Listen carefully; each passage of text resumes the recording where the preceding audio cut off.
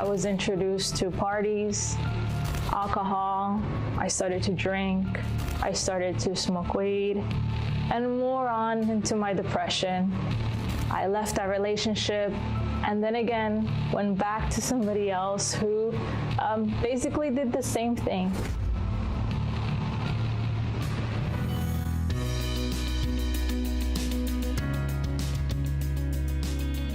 I was a youth who was insecure, I had depression, I felt like I was nobody. I was very violent, aggressive. I grew up with an alcoholic father, and my mom always pushing the household forward. Then at a certain period of time, that's all I ever saw in my home. Fights, my dad coming in and out of the house, drunk, fighting with my mom. My dad had cheated on my mom, and that's when things just started to happen. I started to have hate inside of my heart. I didn't love my dad. I used to envy my sister because my sister, she had very good grades. You could say I was like the problematic one. I started to hang around with guys to get attention, and I used to just be at home, see my mom coming in and out of the home, and she used to be with random guys. I never understood. I started growing up more. I started to be with more guys. The guy that I started to be with, he was a drug addict. He used to be an alcoholic too. School wasn't too good for me at all. I used to get into fights, and then things just progressed more. I got to a point that I wanted to commit suicide. And my mom came in the room and she said, "What are you doing?" And I'm like, "I don't want to live anymore. I'm tired of this life. I don't want to live anymore." And my mom just hugged me and she says, "I don't know what to do with you." And that's where I understood that nobody in this world is even capable of even helping me. So I remember that I got into a really bad car accident in that time frame. I would say a life or death because of drinking. I was in the passenger, and that day I had a few drinks and we crashed into a tree.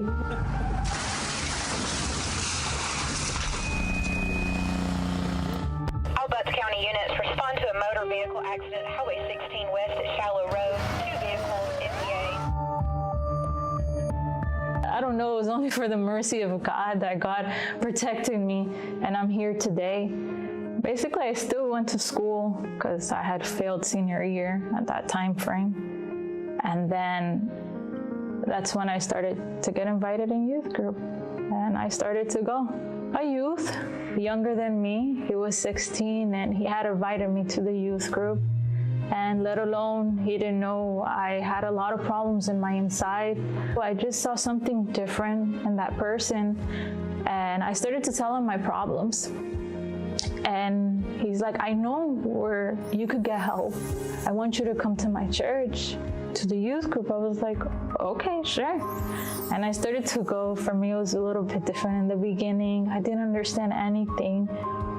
But for some reason, I just felt it was right, and followed the chains of prayers, the Fridays, Wednesdays, Sunday. I just felt like I belonged there. God started to clean my mind and started to take out the sadness little by little. Started helping me, I guess, to understand His will for my life.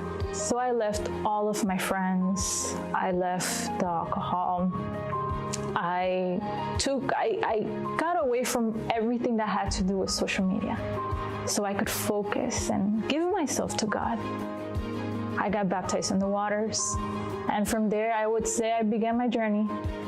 I gave my life 100%, and I started to seek more. I started to open my heart.